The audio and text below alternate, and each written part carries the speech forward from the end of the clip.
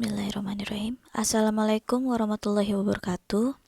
Kali ini kita akan membahas mengenai dasar-dasar ekstraksi, di mana tujuan pembelajarannya setelah selesai mempelajari bab ini, mahasiswa mampu menjelaskan prinsip ekstraksi, tahapan ekstraksi, macam-macam cara ekstraksi, dan perbandingan ekstraksi satu kali dengan ekstraksi bertahap. Materi yang akan saya bahas pertama yaitu mengenai istilah-istilah, bagaimana prinsip ekstraksi, tujuannya apa, tahapannya, dan ekstraksi bertahap. Ekstraksi sendiri adalah proses penarikan kandungan kimia yang dapat larut sehingga terpisah dari bahan yang tidak dapat larut dengan pelarut cair. Istilah selanjutnya yaitu ekstraktan atau disebut juga solvent atau menstruum atau pelarut, merupakan semua jenis senyawa organik dan pelarut organik termasuk air. Kemudian linarut atau disebut juga solut adalah zat yang akan dilarutkan. Kemudian rafinat adalah larutan senyawa kimia yang akan diekstraksi. Dan misela, yaitu larutan yang mengandung bahan tersari atau larutan ekstrak herbal. Prinsip ekstraksi sendiri pertama untuk memecah dinding sel jaringan dilakukan dengan memotong-motong bahan alam atau dibuat menjadi serbuk, di mana simplisia lunak pada penyaringan tidak perlu diserbuk sampai halus. Bagaimana dengan simplisia yang keras? Kalau simplisia yang keras itu kan pasti perlu dihaluskan terlebih dahulu sebelum dilakukan penyarian. Dengan demikian pelarut dapat mudah masuk ke dalam sel. Nah, si pelarut ini akan melarutkan linarut atau si solut dengan membawanya keluar ke lingkungan pelarut. Jadi dia akan menjadi rafinat. Kemudian proses ini berlangsung hingga tercapai kesetimbangan dan terjadi efektivitas ekstraksi. Zat aktif sendiri yang terdapat dalam simplisia dapat digolongkan menjadi beberapa jenis, yaitu senyawa koloida, glikosida, flavonoid, terpenoid, steroid, dan lain-lain. Dengan diketahuinya zat aktif yang dikandung, simplisia akan mempermudah pemilihan cairan penyari dan cara penyaringan yang tepat. Jadi prinsip ekstraksi sendiri yaitu melarutkan atau menarik linarut secepatnya dengan pelarut yang tepat. Apa sih tujuan ekstraksi? Tujuan ekstraksi adalah untuk memperoleh sari atau ekstrak yang mengandung senyawa kimia tertentu, baik yang diinginkan atau tidak diinginkan, kemudian yang berkhasiat maupun tidak berkhasiat. Biasanya digunakan untuk keperluan identifikasi atau isolasi, atau juga merupakan pengembangan bahan obat alam dalam bentuk sediaan obat herbal, baik itu berupa tablet, kapsul, sirup, dan lain-lainnya. Proses ekstraksi sendiri dibagi menjadi 4 secara umumnya, yaitu pertama pembuatan serbuk, pembasahan, penyarian, dan pemekatan. Nah, di sini saya akan menjelaskan terlebih dahulu mengenai penyerbukan. Jadi, ekstraksi pada prinsipnya itu merupakan pemindahan massa, di mana zat aktif yang semula berada di dalam sel ditarik oleh cairan penyari sehingga terjadi larutan zat aktif dalam cairan tersebut. Nah, hal ini disebut oleh rafinat. Bisa dilihat bahwa di tumbuhan itu kan terdapat dinding sel ya. Proses ekstraksi akan bertambah baik bila permukaan serbuk simplisia yang bersentuhan dengan cairan penyari atau solvent atau menstruum tersebut semakin luas. Jadi dapat dilihat di gambar. Nah, hal ini berarti semakin halus serbuk seharusnya semakin baik proses ekstraksinya. Dapat diperhatikan di gambar ya. Namun dalam prakteknya tidak selalu demikian karena sifat fisika maupun kimia simplisia berpengaruh pada proses ekstraksi. Beberapa faktor, misalkan karena dinding sel merupakan saringan sehingga zat yang tidak larut masih tetap berada di dalam sel. Kemudian penyerbukan yang terlalu halus pula menyebabkan dinding selnya pecah sehingga zat yang tidak diinginkan ikut ke dalam hasil penyarian. Adapun pula serbuk yang terlalu halus dapat membentuk suspensi yang sulit dipisahkan pada waktu penyaringan. Serbuk pasti mempunyai derajat halusnya. Jadi derajat kehalusan serbuk apabila dinyatakan dengan 1 nomor, berarti semua serbuk harus dapat melalui nomor ayakan tersebut. Apabila dinyatakan dengan 2 nomor, maka semua serbuk dapat melalui ayakan nomor pertama dan tidak lebih dari 40% melalui ayakan nomor kedua. Nah, contohnya adalah misalkan akar kelembak di situ dinyatakan 8/24, berarti dia bisa melalui ayakan nomor 8 dan tidak lebih dari 40% melewati ayakan nomor 24. Tahap selanjutnya yaitu pembasahan, di mana dinding sel tumbuhan terdiri dari selulosa. Serabut selulosa pada simplisia segar dikelilingi oleh air. Nah, jika simplisia dikeringkan, lapisan air tadi menguap sehingga terjadi pengerutan membentuk pori-pori. Agar penyarian dapat berjalan dengan baik, maka udara yang terdapat dalam pori-pori harus dihilangkan dan diganti dengan cairan penyari. Tujuan pembasahan serbuk sebelum dilakukan penyarian yaitu untuk memberikan kesempatan kepada cairan penyari memasuki seluruh pori-pori dalam simplisia sehingga mempermudah penyarian selanjutnya. Adapun penyarian dengan penyerbukan mengakibatkan beberapa sel dindingnya pecah sehingga proses pembebasan sari tidak ada yang menghalangi. Kemudian sel lain dindingnya utuh. Zat aktif yang terlarut pada cairan penyari atau menstruum, yaitu disebut juga rafinat, untuk keluar dari sel harus melewati dinding sel, di mana proses difusi dan osmosis mempunyai peranan penting pada proses penyarian tersebut. Namun, difusi jauh lebih berpengaruh daripada osmosis. Nah, larutan atau rafinat juga harus melintasi lapisan batas antara butir serbuk dengan cairan penyari. Kecepatan melintasi lapisan batas dipengaruhi oleh beberapa faktor yang mempengaruhi pemindahan massa, yaitu derajat perbedaan konsentrasi, tebal lapisan batas, dan koefisien difusi. Proses penyarian dipengaruhi derajat kehalusan serbuk dan perbedaan konsentrasi yang terdapat mulai dari pusat butir serbuk simplisia sampai lapisan batas. Nah, suatu titik akan dicapai oleh zat-zat yang tersari jika ada daya dorong yang cukup untuk melanjutkan pemindahan massa.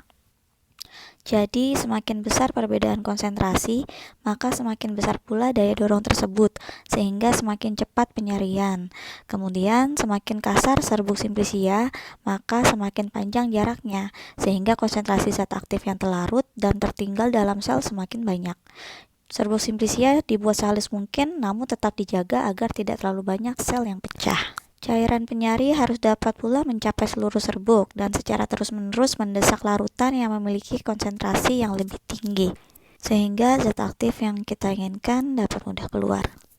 Proses selanjutnya yaitu pemekatan. Nah, pemekatan ini berarti peningkatan jumlah solut atau senyawa terlarut secara penguapan pelarut tanpa sampai menjadi kondisi kering.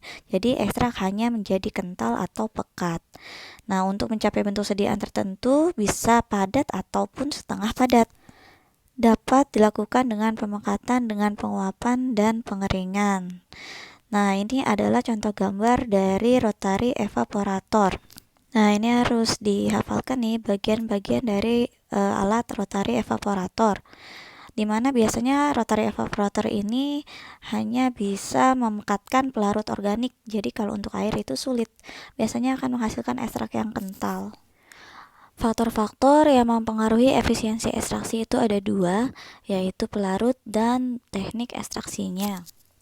Masing-masing terdapat tiga, yaitu untuk pelarut berdasarkan kepolaran pelarutnya, kemudian berdasarkan struktur pelarut atau substitusi atau gugus fungsi, dan terakhir berdasarkan bahan organik dan non-organik. Untuk teknik ekstraksi dibedakan berdasarkan bentuk fase, waktu kontak, dan energi yang digunakan. Nah, ekstraksi itu banyak jenisnya ya. Pertama ada ekstraksi cair padat, di mana dibagi lagi terdiri dari ekstraksi tidak sinambung, tidak terus-menerus, atau waktu kontak pelarut dengan zat hanya sebentar. Kemudian ekstraksi sinambung atau continuous extraction, yaitu contohnya dengan menggunakan soklet. Cara ekstraksi yang umum dilakukan yaitu ekstraksi dengan menggunakan pelarut dibagi menjadi dua. Ada yang cara dingin, kemudian cara panas. Kalau cara dingin contohnya seperti maserasi dan perkolasi. Kalau cara panas ya tentu saja ya, biasanya menggunakan heat atau pemanasan seperti reflux, soklet, digesti, infus, dan dekok. Nah, contohnya pada gambar di sini ekstraksi cair-cair menggunakan dua cairan yang tidak bercampur. Jadi prinsipnya adalah senyawa yang polar akan tertarik dengan pelarut polar. Begitupun sebaliknya, yang non-polar akan tertarik dengan pelarut polar. Jadi di sini misalkan dengan lampu pemisah kita mau menarik senyawa non-polar dari ekstrak yang polar gitu ya. Adanya koefisien distribusi atau koefisien partisi yang menyebabkan pemisahan senyawa polar atau non-polar tersebut.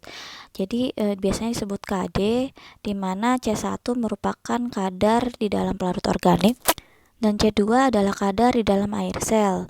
Nah, koefisien distribusi itu merupakan rasio dari kadar zat pada dua macam cairan yang ada di lingkungan ekstraksi. Jadi dibagi ya, C1 bagi C2. Nah, ini adalah contoh kasus dari ekstraksi bertahap. Misalkan zat A dalam air akan diekstraksi dengan eter, kemudian dikocok, maka zat A akan merata di dalam air dan eter. 4 gram zat aktif dalam 500 ml air diekstraksi dengan 500 ml eter. Nah, diketahui KD pada 26 derajat Celciusnya adalah 3,0. Nah, ini kan ada satuannya berbeda ya, jadi gram itu satuannya pasti dengan liter, kalau miligram itu dengan mililiter. Jadi kita mau mengetahui konsentrasi zat dalam airnya itu berapa, berarti C eter dibagi C air dulu. Nah, dimana zat aktifnya kan kita sudah ketahui yaitu 4 gram, kemudian pelarutnya berarti 500 ml menjadi 0,5 liter. Nah, akhirnya diketemukan bahwa konsentrasi zat dalam air yaitu 1 gram. Nah, itu untuk ekstraksi 1 kali. Bagaimana dengan ekstraksi 2 kali? Jadi ekstraksi masing-masing dengan 250 ml eter. Nah, kita mau mengetahui ya konsentrasi zat dalam airnya berapa. Jadi nanti kita cari tahu dulu C eter 1 yang tadi ekstraksi 1 kali dan C eter 2. Kemudian nanti digabung. Keuntungan dari menggunakan ekstraksi bertahap ini yaitu diperoleh hasil ekstraksi yang lebih banyak, sehingga efisiensi ekstraksinya meningkat. Jadi seperti optimalisasi ekstrak ya, kita dapat kadar yang maksimum. Selanjutnya adalah pemilihan cairan penyari. Nah, cairan penyari yang baik harus memenuhi kriteria sebagai berikut. Pertama, murah dan mudah diperoleh. Kemudian stabil secara fisikokimia, bereaksi netral atau inert, tidak mudah menguap dan tidak mudah terbakar. Kemudian dia selektif, yaitu hanya menarik zat yang berkhasiat yang kita kendaki saja, kemudian tidak mempengaruhi zat yang berkhasiat tersebut, dan diperbolehkan oleh peraturan. Nah, pelarut organik biasanya kurang digunakan dalam penyarian, kecuali dalam proses penyarian tertentu. Di Farmakopeia Indonesia menetapkan bahwa sebagai cairan penyari adalah air, etanol, etanol air, atau penyarian pada perusahaan obat tradisional masih terbatas pada penggunaan cairan penyari air, etanol, atau etanol dan campuran air.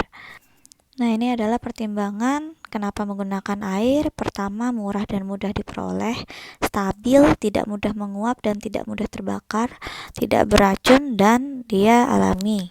Namun, penggunaan air sebagai penyari juga mempunyai kerugian, yaitu yang pertama, dia tidak selektif, dan sari dapat ditumbuhi kapang kuman dan cepat rusak. Kemudian, pengeringan juga perlu waktu yang lama.